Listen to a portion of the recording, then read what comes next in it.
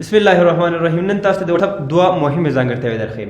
کېدای شي دغه دوه مهمه ځانګړتیاوې تاسو ډېرې لپاره دا عادي وي، تاسو کېدای شي ور باندې پوه اوسئ، خو ډېرې داسې دوستان شته چې په دې دوه ځانګړتیاوو باندې نه پوهېږي او زیاتره وخت کې له ډېرو غټ مشکلات سره مخ کېږي.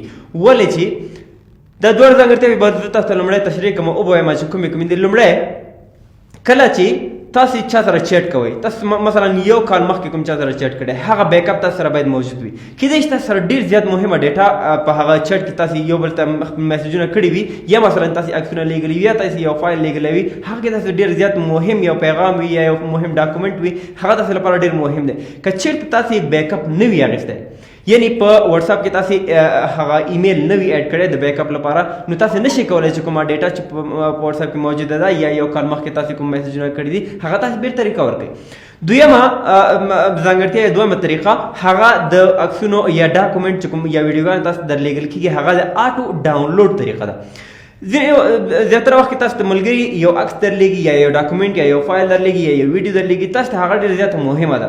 تاسو ډاونلوډ کوئ نه ډاونلوډ کېږي، یا تاسو ځان سره سیف کوئ نه سیف کېږي. نو کولی شئ تاسو د واتس اپ نه داسې یو آپشن فعال کړئ چې کله هم څوک تاسو ته یو تصویر درولېږي یا یو ویډیو درولېږي یا تاسو یو مهم فایل درولېږي، هغه د خپله تاسو ګیلري ته ډاونلوډ شي، تاسو فایل مینیجر ته دی ډاونلوډ شي. نو زه راځم او تاسو ته دغه دواړه طریقې ښیم. که چېرته ستاسو دغه دواړه طریقې مخکې نه زده وي نو دغه ویډیو سکپ کولی شئ، پرېښودلی شئ. او که چېرته تاسو دغه طریقې زده نه وي نو دې ویډیو کې تر اخره پورې پاتې شئ. ولې چې دا دواړه کومې طریقې چې زه تاسو ته ښیم دا ډېرې زیاتې مهمې دي، لکه څنګه چې وختي تاسو ته ذکر کړه. ښه، نو زه راځم خپل موبایل ته، د موبایل له لارې تاسو ته ښیم چې څنګه کولی شئ تاسو دغه دواړه طریقې چې کومې وختي ما تاسو ته ښودلې د تاسو ورباندې ان کولی شئ، یا هغه د طریقې درته په موبایل کې ښیم. ښه، تر ټولو لومړی به تاسو راشئ، واتس اپ به تاسو اوپن کړئ. په دې ځای کې به تاسو دغه درې نقطو باندې کلیک وکړئ. له هغې وروسته تاسو به په دې سیټینګ باندې کلیک وکړئ. د بیک اپ لپاره به تاسو په دې چیټ باندې کلیک وکړئ. په لاندې برخې ته به راشئ، ګورئ دلته لیکلي چیټ بیک اپ، نو تاسو به په دې بیک اپ باندې کلیک کوئ. ګورئ دلته ما له مخکې نه ځان سره ایمیل پکې اډ کړی دی، نو هغه بیک اپ هره ورځ اخلي. تاسو کولی شئ کله چې تاسو راشئ دلته چیټ بیک اپ باندې کلیک کړئ، په دې کې تاسو نه ایمیل غواړئ چې ګوګل اکاونټ، تاسو په دې باندې کلیک کوئ، ګوګل اکاونټ پکې اډ کولی شئ. همدارنګه دلته پورته برخه کې تاسو مینولی کولی شئ چې بیک اپ واخلئ، او د هغې وروسته ګوګل ډرایو سیټینګ دی، تاسو کولی شئ چې ډیلی بیک اپ واخلئ، یا هېڅکله نیور یعنې هېڅکله بیک اپ مه اخله، اونلی وین آی ټیپ بیک اپ یعنې کله چې ما بیک اپ باندې کلیک کوم په هغه وخت کې بیک اپ واخله، یا ډیلی یعنې روزمره د بیک اپ واخلئ. همدارنګه ویکلی هم شته چې هره اونۍ د بیک اپ اخیستل کېږي، یا همدارنګه منتلی بیک اپ یعنې چې هره میاشت د هغه بیک اپ اخیستل کېږي. نو تاسو کولی شئ چې په دې کې هغه کوم آپشن چې ستاسو خوښېږي، زما خو ډیلی بیک اپ په دې خوښېږي چې ځکه چې هر سهار کې یا هر د 12 بجو کې هغه بیک اپ خپل اخیستل کېږي، نو تاسو به ډیلی بیک اپ په دې کې انتخاب کړئ. ښه، له دې وروسته دغه ګوګل اکاونټ چې کله تاسو ته دغه آپشن درکړی، تاسو کولی شئ دغه خپل ایمیل له دې څخه چینج کړئ، یا مثلا که چېرته تاسو بیک اپ لپاره ایمیل نه وي اډ کړی نو تاسو کولی شئ چې ایمیل پکې اډ کړئ. ښه، په دې لاندې برخه کې څه وایي چې بیک اپ اوور وائی فای اونلی یا هم وائی فای اور سیلولر، یعنې د دې معنا څه شی ده؟ کله چې تاسو د وائی فای سره وصل یاست په هغه وخت کې دغه بیک اپ اخیستل کېږي. دویم آپشن وایي چې وائی فای اور سیلولر، یا که چېرته تاسو وائی فای سره وصلېږي او که تاسو شخصي ډیټا وي په سیم کارت کې تاسو انټرنیټ فعال کړی دی د هغې نه د بیک اپ اخلي، نو تاسو کولی شئ د دواړو آپشنو کې یو دانه پکې انتخاب کړئ. په اخر کې څه شی وایي چې انکلوډ ویډیوز، په دې بیک اپ کې تاسو که څوک تاسو ته ویډیو درلیږي نو هغه ویډیو د هم بیک اپ اخیستل کېږي. نو تاسو که چېرته ویډیو هم بیک اپ کول غواړئ دغه آپشن به له دې څخه فعال کړئ، او که چېرته غواړئ چې دا ویډیو تاسو بیک اپ وانه اخیستل شي نو تاسو کولی شئ دغه آپشن له دې څخه غیر فعال کړئ. ښه، نو دا د بیک اپ طریقه چې څنګه کولی شئ تاسو په واتس اپ کې بیک اپ اخیستلی شئ.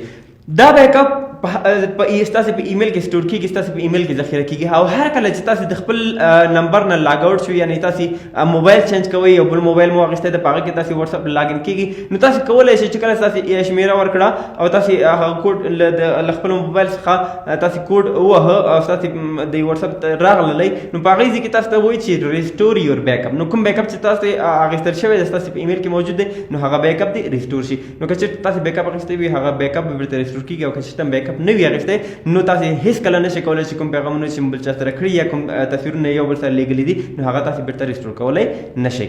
ښه اوس راځم دویمه طریقه تاسو ته ښیم چې څنګه کولی شي چې یو څوک تاسو ته تصویر درولېږي یا یو ډاکومنټ درولېږي یا هم کومه ویډیو درولېږي هغه د آټو ډاونلوډ شي یعنې په خپله د ډاونلوډ شي او تاسو په ګیلري کې دې راشي. نو زه راځم په موبایل ته تاسو دغه طریقه ښیم.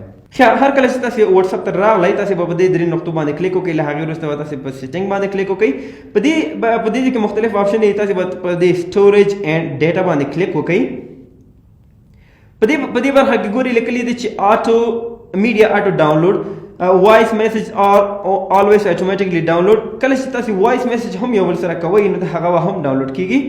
په دې کې څه شی چې when using mobile data کله چې تاسې د موبایل ډیټا څخه استفاده کوئ نو څه شی دی د آټو ډاونلوډ شي یوازې عکسونه یا همدارنګه آډیو ویډیو ډاکومنټ. که تاسې غواړئ چې تاسې کله خپل ډیټا څخه استفاده کوئ یعنې خپل انټرنیټ څخه استفاده کوئ وای فای سره وصل نه یاستئ نو تاسې کولی شئ چې په دې کې یو آپشن انتخاب کړئ یا په دا ټولې آپشنې له دې څخه انتخاب کړئ یعنې چې کوم ستاسې ضرورت دی هغه تاسو له دې څخه انتخابولی شئ او عکسونه او ویډیو او همدارنګه آډیو به پخپله ستاسې په حافظه کې ډاونلوډ کیږي. نو هغې اوس به تاسې اوکې باندې کلیک کوئ.